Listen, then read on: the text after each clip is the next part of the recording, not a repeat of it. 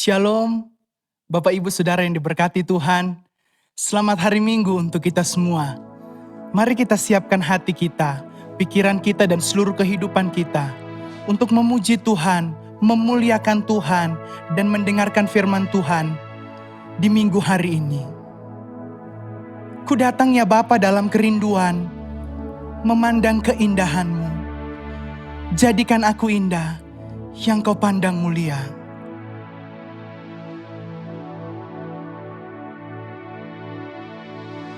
Ku datang ya Bapa dalam kerinduan, memandang keindahan-Mu.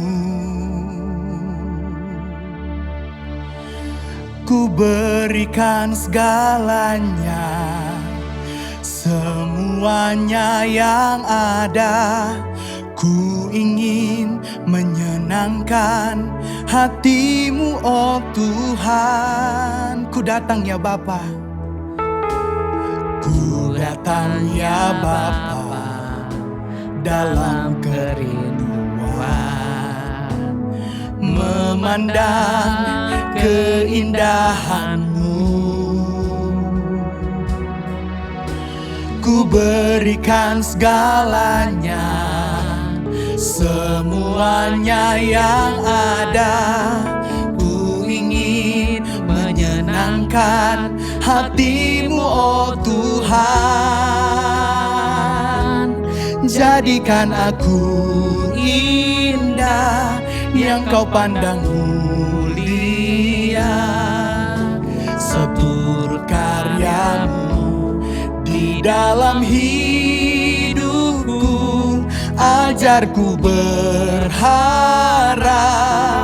hanya kepadamu, taat dan setia kepadamu Tuhan.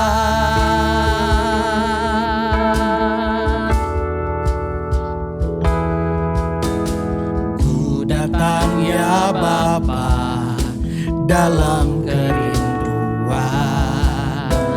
memandang keindahan-Mu.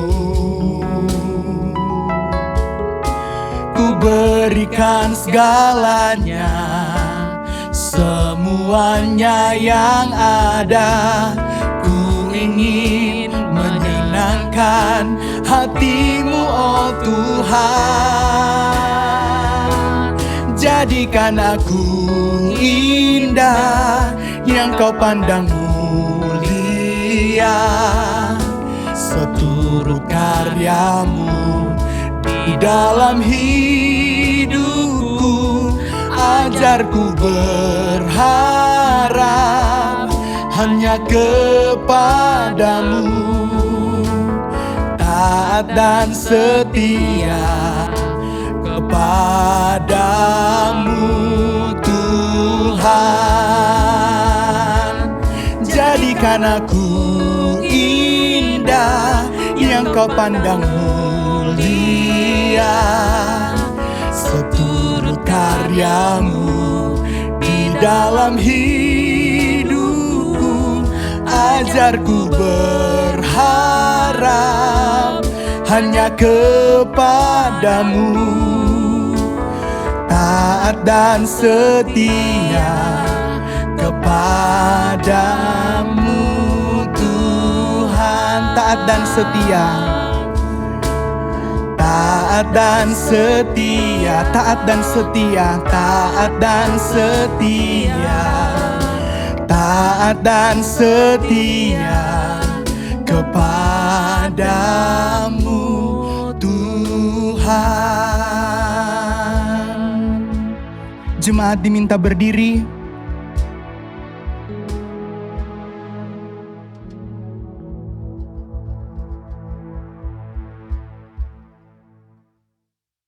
Saudara sekalian, mari kita melakukan kebaktian hari ini. Kita lakukan dengan semangat, kita lakukan dengan sungguh-sungguh, dan lakukan dengan hati yang bersyukur bahwa selama ini Tuhan tak pernah meninggalkan kita. Kita berdoa. Tuhan dalam sorga, terima kasih buat hari ini. Engkau memberikan kami kesempatan lagi. Ampunilah salah dan dosa kami, dan perkenankanlah kami untuk melakukan semua bakti kami kepadamu, dan terimalah ini menjadi sesuatu yang menyenangkan hatimu. Kiranya semua orang yang sungguh-sungguh melakukannya juga memperoleh berkat dari dalamnya. Mari kita lakukan kebaktian ini dengan keyakinan bahwa pertolongan kepada kita datangnya dari Allah pencipta langit dan bumi yang kasih setianya dari kekal sampai kekal. Turunlah kiranya atas kamu anugerah sejahtera dan cinta kasih dari Tuhan kita Yesus Kristus. Amin. Jemaat dipersilakan duduk dan bersaat teduh.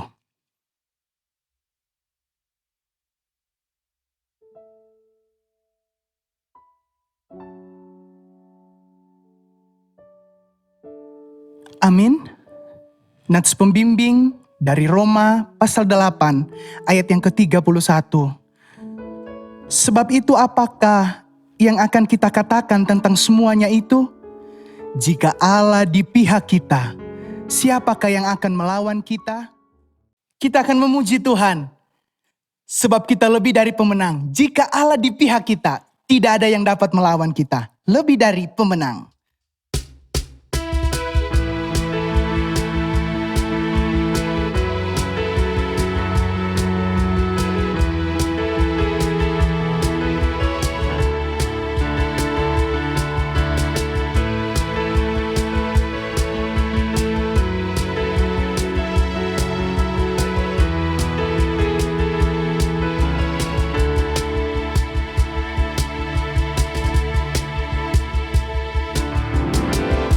Lebih dari pemenang dalam segala perkara. Iblis telah dikalahkan oleh kuasa darahnya. Jika Allah di pihak kita, siapa dapat melawan? Kita lebih dari pemenang. Lebih dari pemenang dalam segala perkara. Iblis telah dikalahkan oleh kuasa darahnya. Jika Allah di pihak kita, siapa dapat melawan? Kita lebih dari pemenang. Haleluya. Kibarkanlah panjinya, Yesus Raja segala raja. Haleluya. Bangkitlah gerejanya, kita lebih dari pemenang.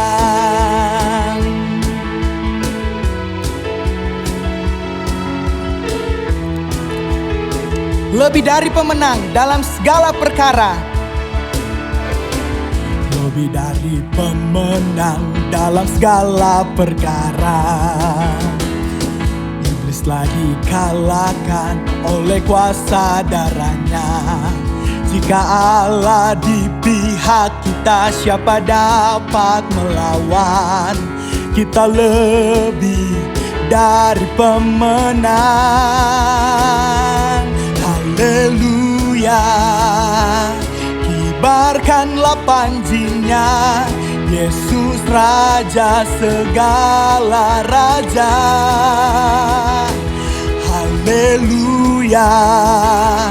Bangkitlah gerejanya, kita lebih dari pemenang. Kita lebih dari pemenang. Kita lebih dari pemenang. Lebih dari pemenang. Kita lebih dari pemenang. Jika Allah di pihak kita, jika Allah di pihak kita, siapa dapat melawan? Kita lebih dari pemenang. Haleluya. Kibarkanlah panjinya, Yesus Raja segala raja. Haleluya. Bangkitlah gerejanya, kita lebih dari pemenang. Kita lebih dari pemenang. Kita lebih dari pemenang.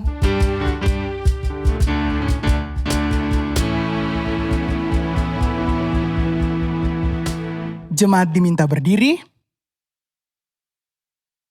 Bersama dengan gereja Tuhan di segala abad dan tempat, marilah kita bersama-sama mengikrarkan iman kepercayaan kita yang berbunyi demikian.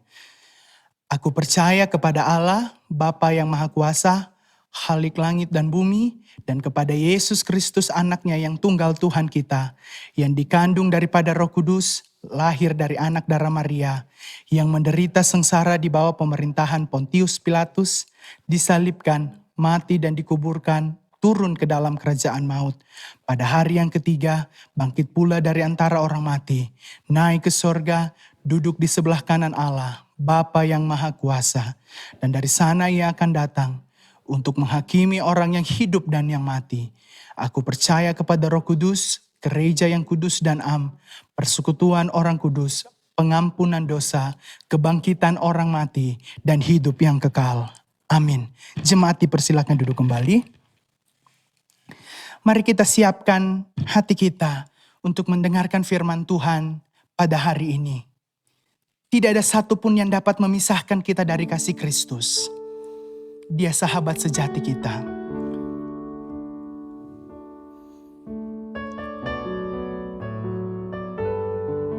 Tak satupun. Apa yang dapat memisahkanku dari kasih-Mu Tuhan, sahabatku? Kelaparankah, ketelanjangankah, tak satu pun.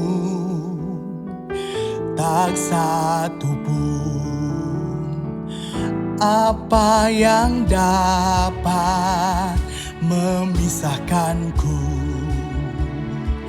dari kasih-Mu Tuhan, sahabatku? Aniayakah, penderitaankah, tak satu pun, tiada satu pun seperti Kau, Yesus. Kau sahabat yang sejati. Dalam bahaya Kau menggendongku. Engkau Yesus, sahabatku. Apa yang dapat memisahkanku dari kasih-Mu Tuhan, sahabatku? Apa yang dapat memisahkanku dari kasih-Mu Tuhan, sahabatku? Kelaparankah, ketelanjangankah, tak satu pun,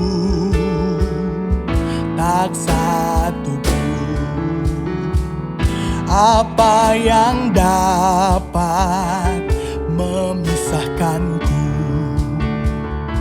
dari kasih-Mu Tuhan, sahabatku? Aniayakah, penderitaankah, tak satu pun,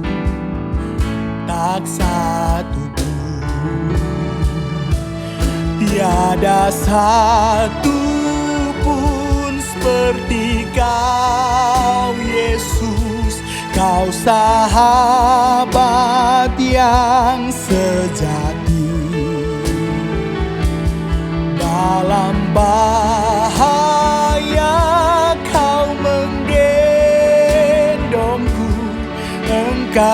Yesus, sahabatku.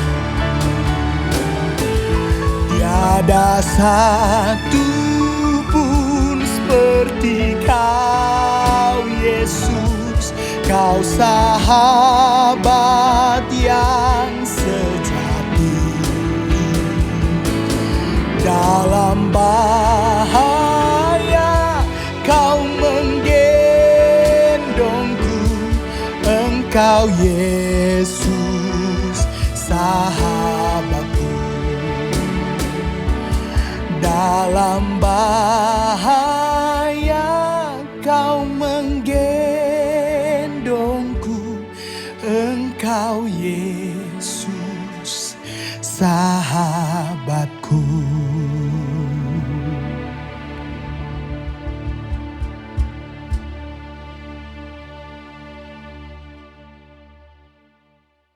Kita berdoa.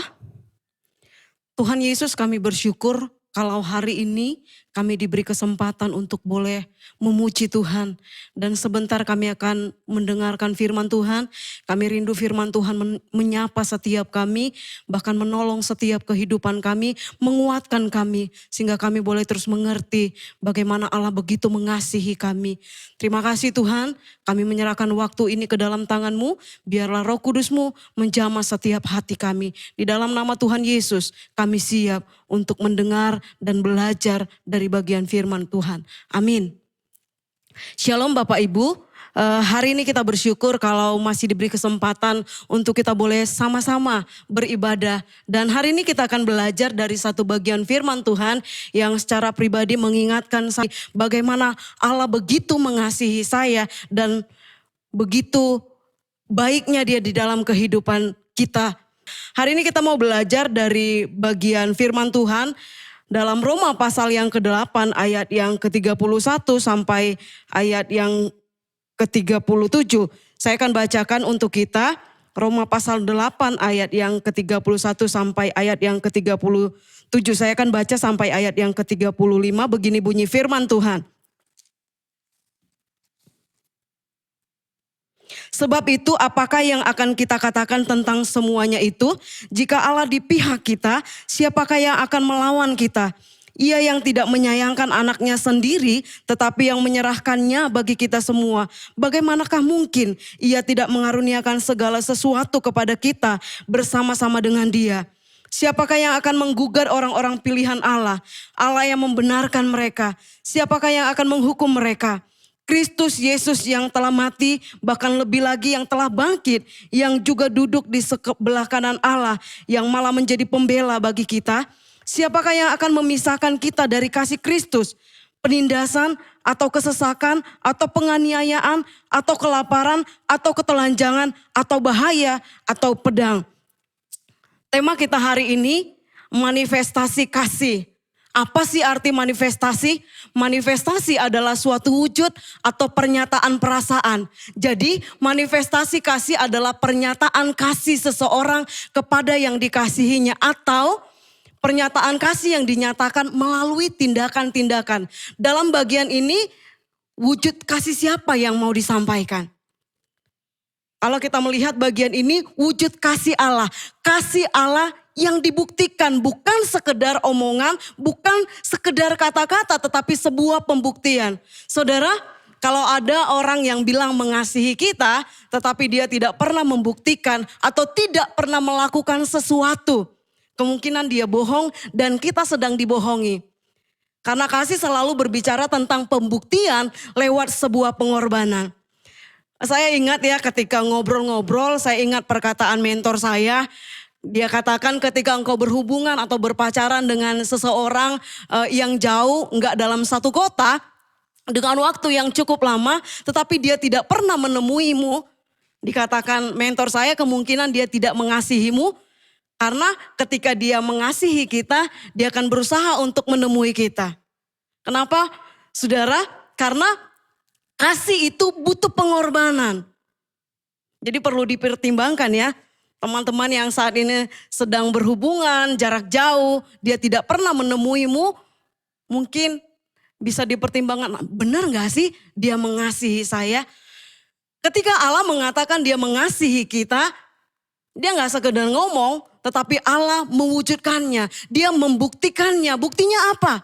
Kalau kita melihat dalam ayat yang ke-32 saya akan baca, dikatakan di sana, ia yang tidak menyayangkan anaknya sendiri, tetapi yang menyerahkannya bagi kita semua. Bagaimanakah mungkin ia tidak mengaruniakan segala sesuatu kepada kita bersama-sama dengan dia? Buktinya apa? Buktinya dalam ayat yang ke-32, Allah menyerahkan anaknya satu-satunya untuk apa, Bapak Ibu? Untuk dihukum, disalib, menggantikan kita. Kalau kita lihat konteks orang Yahudi pada waktu itu, setiap orang yang bersalah dihukum dengan cara disalib. Pertanyaannya, apakah Yesus bersalah? Tentu tidak. Tetapi kenapa Yesus harus dihukum? Untuk menebus dosa saya dan saudara, menebus dosa manusia. Oleh sebab itu dalam bagian lain dikatakan dia yang tidak mengenal dosa telah dibuatnya berdosa. Karena apa? Karena kesalahan-kesalahan kita. Bapak Ibu bisa baca dalam 2 Korintus pasal 5 ayat yang ke-21. Kenapa harus dia? Pertanyaannya begitu. Kenapa harus dia? Karena hanya Yesuslah yang tidak berdosa.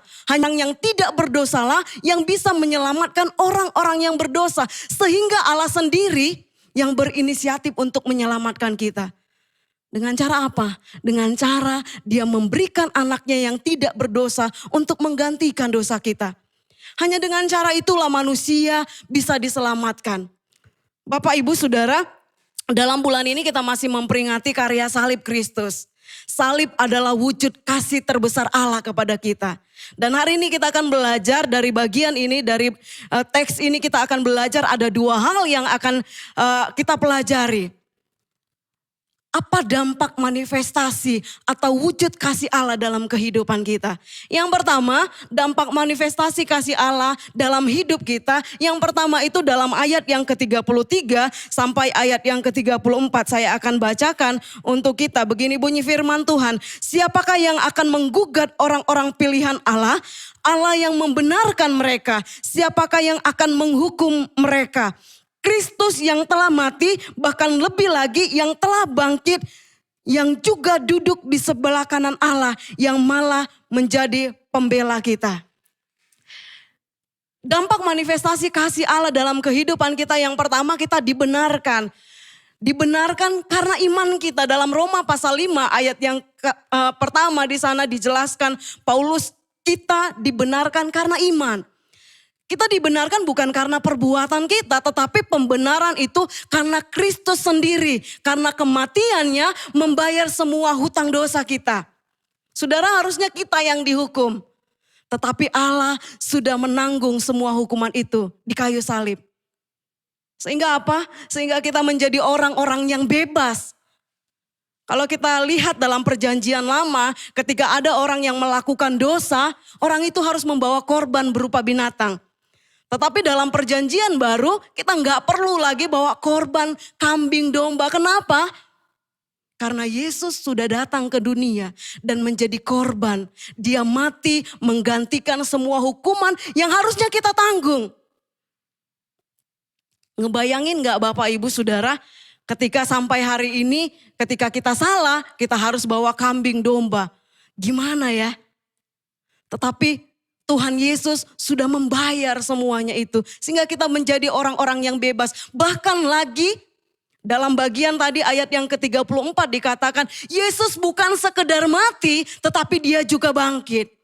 Ini yang menjadi satu hal yang membuat kita, Yesus bukan sekedar mati tetapi dia bangkit. Kebangkitannya adalah tanda bukti bahwa kita sudah dibayar lunas.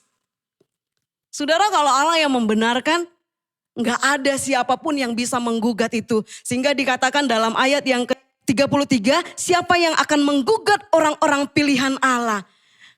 Kalau Allah yang membenarkan, tidak ada siapapun yang bisa menggugat itu.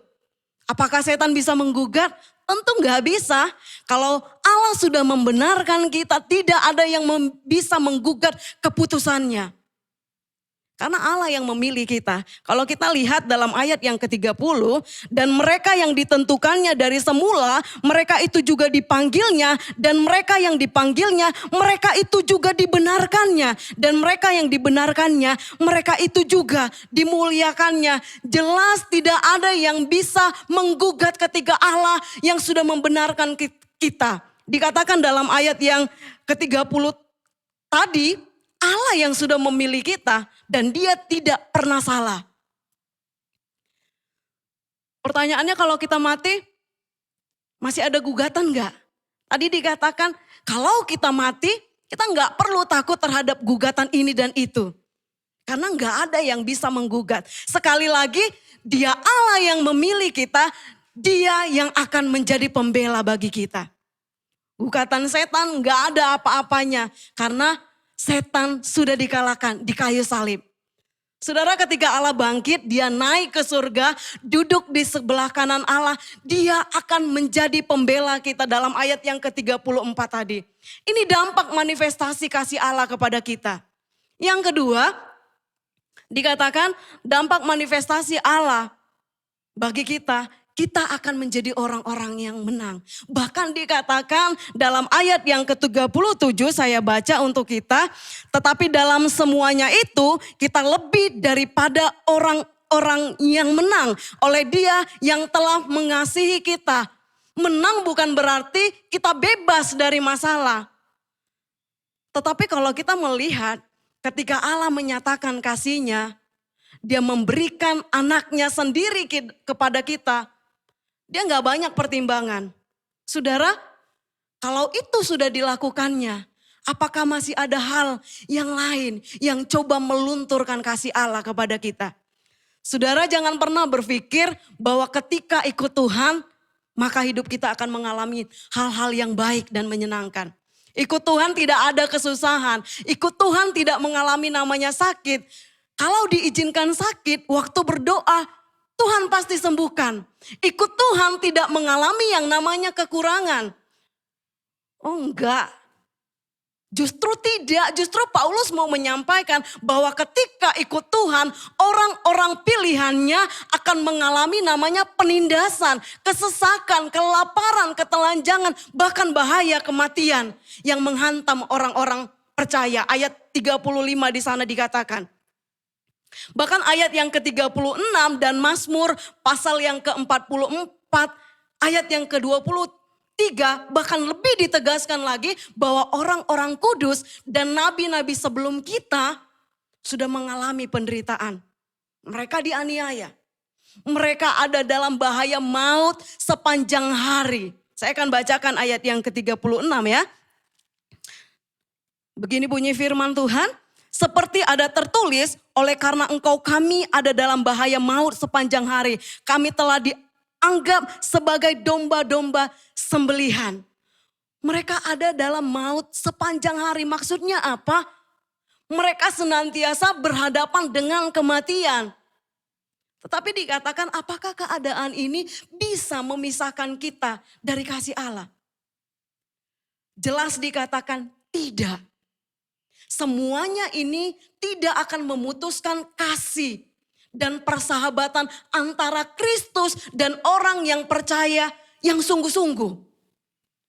Bapak Ibu, kasih Kristus tidak akan pernah berkurang karena semuanya itu.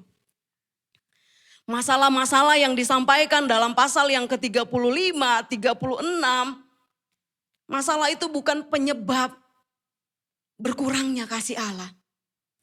Saudara ingat peristiwa ketika Paulus didera, dia dipukul, dia dipenjara, dia dirajam. Saudara kita lihat perjalanan Paulus. Apakah dengan kondisi itu kasih Kristus berkurang dalam kehidupan Paulus? Apakah Tuhan meninggalkan Paulus? Kalau kita melihat sama sekali tidak. Ketika Paulus dibawa menghadap Nero, semua orang meninggalkan dia.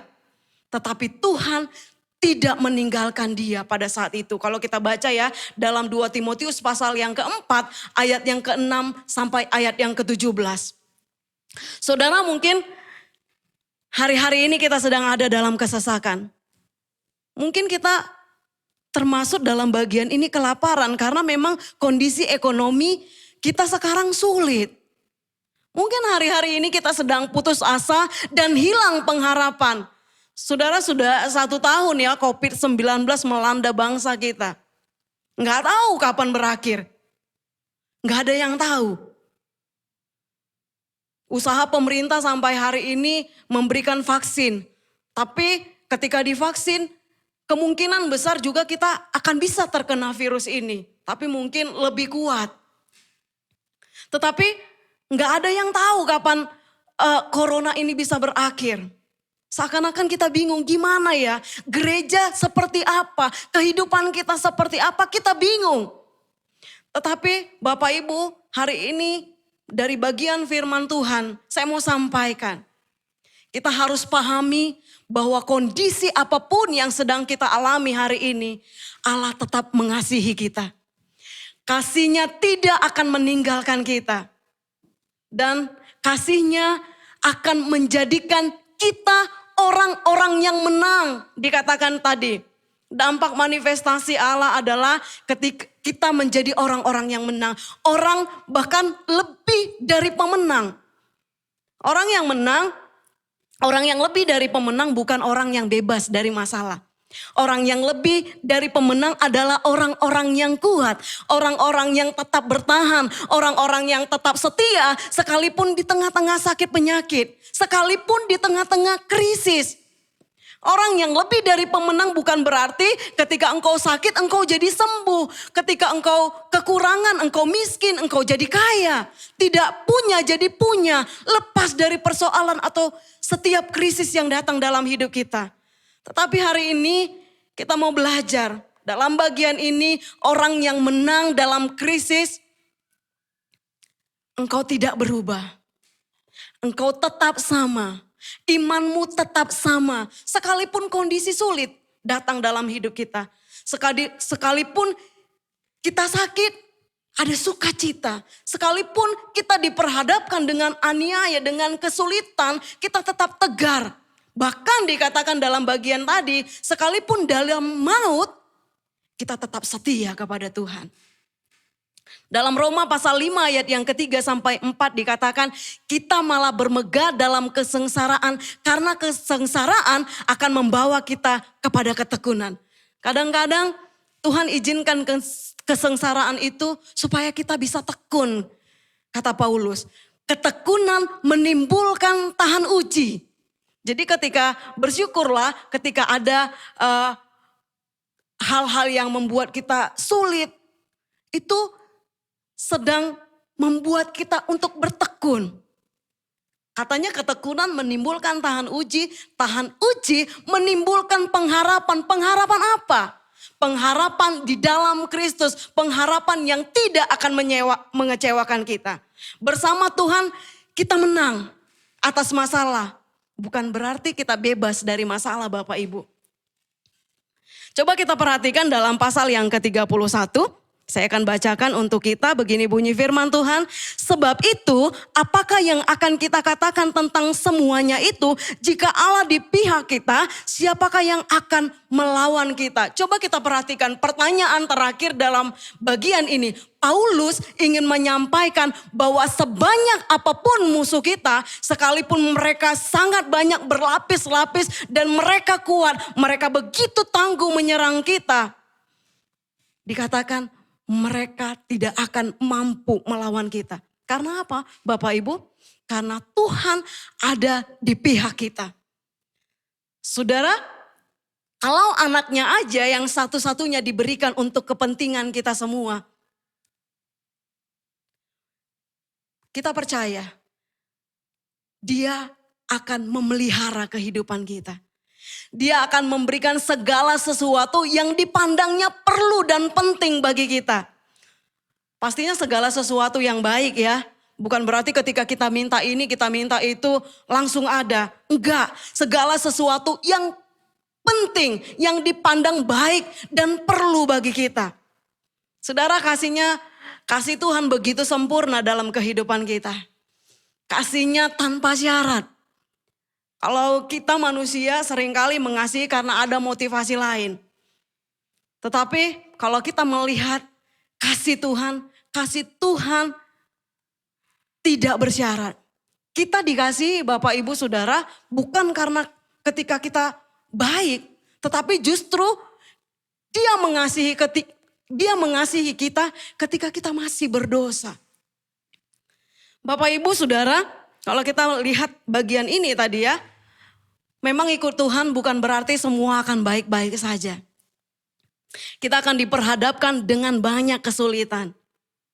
Dikatakan tadi ada penindasan, kesesakan, penganiayaan, kelaparan, ketelanjangan, bahaya, pedang, bahkan bahaya maut. Segala penderitaan ini kita percaya ada di bawah kontrolnya Tuhan. Tanggung jawab kita apa? Tanggung jawab kita adalah taat. Kita melakukan bagian kita sekalipun itu sulit. Bapak Ibu, seringkali penderitaan bisa dipakai Tuhan untuk membawa kita kepada kemuliaannya. Kadang-kadang kenyamanan akan membuat kita lupa sama Tuhan. Kita merasa nggak butuh Tuhan. Tetapi bagian ini mengingatkan kita, tekanan hidup akan membawa kita kepada sebuah pemahaman bahwa kita butuh Tuhan. Waktu kita kekurangan, hidup dalam tekanan bukan berarti Tuhan gak sayang sama kita. Dia sayang, bahkan dia sangat mengasihi kita. Saya ingat peristiwa Yusuf dalam perjalanan hidupnya gak enak-enak aja. Dia dibenci saudara-saudaranya, bahkan dia mau dibunuh. Setelah gagal dibunuh, dia dijual, dia difitnah, dipenjara. Tetapi kalau kita melihat, dikatakan di sana Tuhan menyertai Yusuf. Dia sampai perjalanannya, begitu perjalanannya begitu sulit ya. Tetapi ada happy endingnya. Dia menjadi orang yang nomor 2 di Mesir. Dia menjadi penguasa di Mesir. Saudara, dari bagian ini kita tahu bahwa Tuhan tidak pernah menjanjikan bahwa hidup kita akan bebas dari masalah. Tetapi satu hal yang kita tahu, Tuhan janji Dia akan mengasihi kita, Dia menyertai kita, Dia akan menolong kita di tengah-tengah kesulitan. Kasih Allah itu pasti dan tidak akan pernah berubah. Kasih-Nya selalu menyertai kita sekalipun badai topan berganti datang dalam hidup kita. Oleh sebab itu Bapak Ibu, tetap percaya kepada Dia. Percaya dengan sungguh-sungguh, jangan pernah takut. Karena sekalipun sulit dikatakan bentuk manifestasi Allah dalam hidup kita, kita akan menjadi orang yang menang. Sekalipun dunia berbuat yang terburuk, firman Tuhan katakan ia sudah dikalahkan. Segala penguasa dan pemerintah sudah dirampas, dilucuti, bahkan ditaklukkan dalam salib Kristus. Bagian yang terakhir di sana dijelaskan. Maka pertanyaannya, siapa yang berperang? Berani berperang bagi kita. Tetapi satu hal yang bisa kita lakukan adalah bagaimana kita mengklaim janji Allah ini datang dalam hidup kita. Bagaimana kita bisa mengklaim bahwa Allah di pihak kita kalau kita belum mengakui dan menerima Dia sebagai Tuhan. Kita percaya iya, Dia mati, Dia disalib, Dia bangkit. Kita tahu itu. Tetapi kita tidak mengakuinya dalam kehidupan kita sehari-hari. Bapak Ibu Saudara, untuk bisa mengklaim bahwa Allah di pihak kita, kita harus percaya dengan sungguh-sungguh kepada Dia. Sehingga kita mengalami kasih-Nya dalam semua kelimpahannya. Bapak Ibu, ada banyak orang yang meninggalkan Tuhan karena ya penindasan, karena kesulitan-kesulitan. Tetapi dalam bagian ini Paulus jelas menegaskan bahwa kasih Allah nyata, bukan sekedar omongan saja. Tetapi diwujudkan melalui pembuktian pengorbanannya. Bukan seperti kita manusia gampang sekali bilang mengasihi tetapi pembuktiannya enggak ada. Allah membuktikan kasih-Nya. Oleh sebab itu, Bapak Ibu, gak ada lagi alasan untuk kita meninggalkan Tuhan. Berharaplah terus kepada Dia. Sekalipun hari-hari ini kita sedang bingung, kita mulai hilang pengharapan. Tetap percaya kepada Dia. Klaim janji Allah, kalau Dia sudah mati untuk kita, maka segala yang baik juga Dia akan berikan untuk kita. Kita akan berdoa. Terima kasih Tuhan Yesus, kami bersyukur kalau hari ini kami belajar dari bagian firman Tuhan. Firman-Mu mengingatkan kami bahwa betapa Engkau mengasihi kami. Seringkali kami ragu, seringkali kami takut, seringkali kami khawatir karena ada begitu banyak hal yang kami alami. Ada banyak masalah-masalah, bahkan penderitaan-penderitaan yang silih berganti. Kadangkala kami ragu. Kadangkala kami merasa bahwa Tuhan tidak mengasihi kami. Ampuni kami Tuhan. Tapi hari ini kami belajar dari firman-Mu bahwa Engkau tidak menyayangkan anak-Mu, memberikan anak-Mu kepada kami untuk menyelamatkan dosa kami. Kami percaya hal-hal yang lain Tuhan akan berikan bagi kami. Oleh sebab itu Tuhan menolong kami untuk kami boleh tetap percaya. Untuk tetap mengasihi Engkau Tuhan. Sehingga kami mengalami dampak manifestasi itu dalam kehidupan kami. Kami akan menjadi orang-orang yang menang. Karena Kristus ada di pihak kami. Terima kasih banyak Tuhan Yesus. Tuhan menolong setiap jemaat-Mu. Mereka yang sedang bergumul hari-hari ini. Tuhan menolong mereka, memeluk mereka. Sehingga firman Tuhan menyapa mereka. Mereka boleh mengerti bahwa Tuhan sangat mengasihi mereka. Terpujilah Engkau Tuhan. Di dalam nama Tuhan Yesus kami sudah berdoa dan mengucap syukur. Amin. Amin untuk kebenaran firman Tuhan. Meresponi firman Tuhan di hari ini, kita akan memberikan persembahan sebagai ucapan syukur kita kepada Tuhan dengan menyanyi Bila Topan Keras Melanda Hidupmu.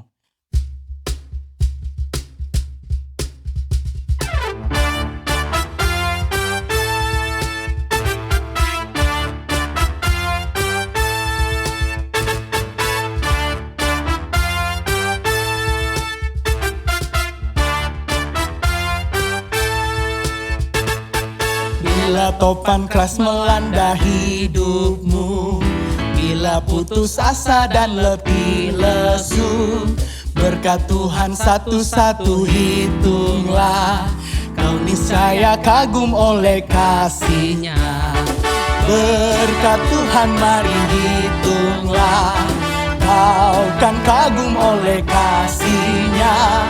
Berkat Tuhan mari hitunglah, kau niscaya kagum oleh kasih-Nya.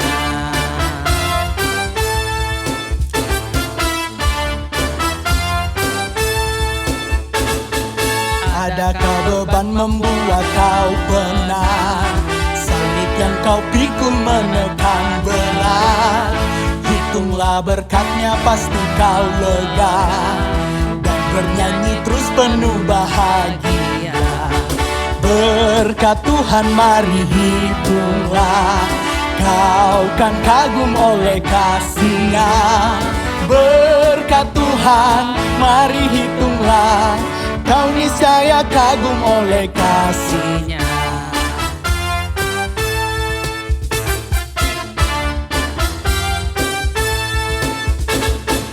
Bila kau memandang harta orang lain, ingat janji Kristus yang lebih permai. Hitunglah berkat yang tidak terbeli, milikmu di sorga tiada terperi. Berkat Tuhan mari hitunglah, kau kan kagum oleh kasih-Nya. Berkat Tuhan mari hitunglah, kau niscaya kagum oleh kasih-Nya. Kau niscaya kagum oleh kasih-Nya. Kau niscaya kagum oleh kasih-Nya.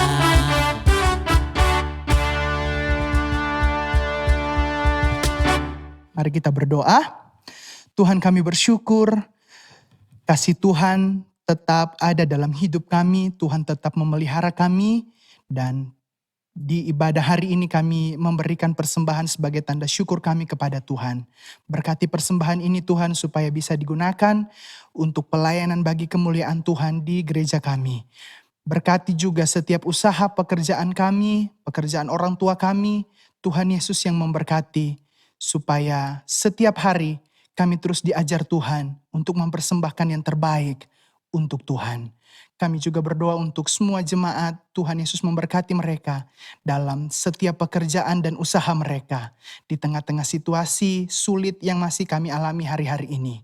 Tuhan Yesus yang terus memegang mereka, Tuhan Yesus yang mendampingi mereka. Di dalam nama Tuhan Yesus kami berdoa dan bersyukur. Amin. Kita akhiri ibadah kita pada hari ini dengan keyakinan kasih Kristus tetap menyertai kita. Tenanglah kini hatiku, Tuhan yang memimpin langkahku.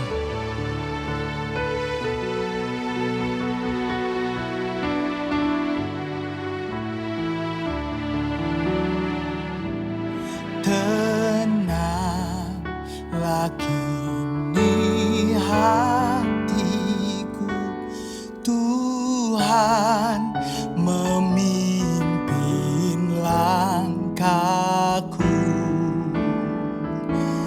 Di tiap saat dan kerja tetap ku rasa tangannya.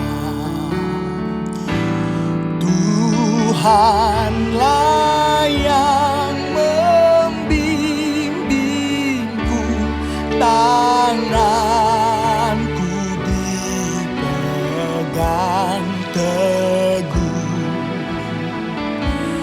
hatiku berserah penuh, tanganku dipegang teguh. Di malam yang gelap benar, di malam yang gelap benar, di taman indah dan segar, di taufan dan di laut tenang, tetap tanganku dipegang. Tuhanlah yang membimbingku, tanganku dipegang teguh, hatiku berserah penuh, tanganku dipegang teguh. Tuhanlah yang membimbingku, tanganku dipegang teguh, hatiku berserah penuh, tanganku dipegang teguh, tanganku dipegang teguh, tanganku dipegang teguh. Jemaat diminta berdiri. Saudara, mari kita tutup di dalam doa, kita akhiri kebaktian kita sambil kita mengingat bahwa Kristus betul-betul mengasihi kita dalam lembah-lembah kekelaman sekalipun dia tidak pernah meninggalkan kita, bahkan dia merendah-rendahkannya untuk sesuatu yang mendatangkan kebaikan bagi kita. Mari kita berdoa. Ya Tuhan di dalam sorga, terima kasih buat kebaktian ini, buat firman-Mu. Tolonglah kami ya Tuhan, seperti Tuhan yang tak pernah meninggalkan kami di dalam lembah-lembah kekelaman kami, bahwa Tuhan bahkan mengubahnya menjadi sesuatu yang mendatangkan kebaikan bagi kami. Tolonglah kami supaya kami juga bisa menjadi berkat bagi sesama kami, menjadi alat kasih Tuhan bagi orang-orang di sekitar kami. Terima kasih Tuhan. Jemaat sekalian, kita akhiri dan terimalah berkat Tuhan. Kiranya kasih, kelimpahan, kebajikan, kemurahan Allah Bapa Sorgawi turun atas kita sekalian, beserta semangat cinta kasih Tuhan kita Yesus Kristus yang rela berkorban demi kasih-Nya kepada kita.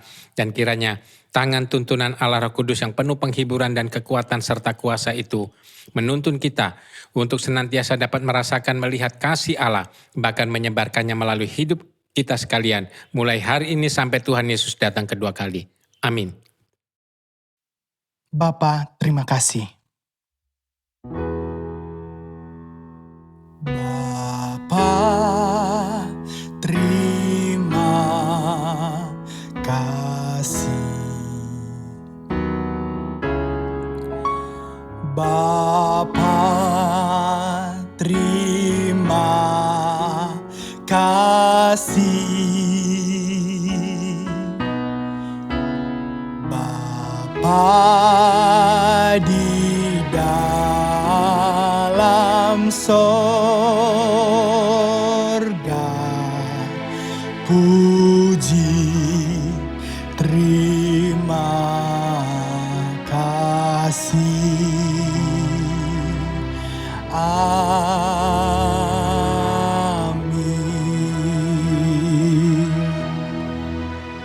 Jemaat dipersilakan duduk dan bersaat teduh.